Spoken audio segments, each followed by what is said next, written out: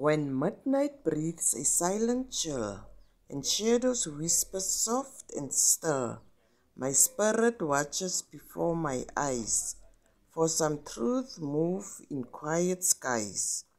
A breeze may stir, a presence near, a subtle shift that wakes my ear. Yet in the dark I do not fear, for God stands guard and draws me near.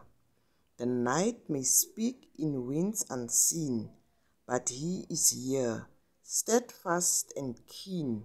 No hidden thing can pass His light, no spirit roams beyond His sight.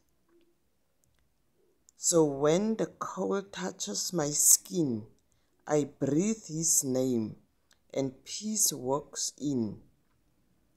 The wind retreats, the room grows warm. His presence stills the unseen storm. And as I rest beneath His care, I know no darkness lingers there. For every breeze and shifting air reminds me God is always near. Yes.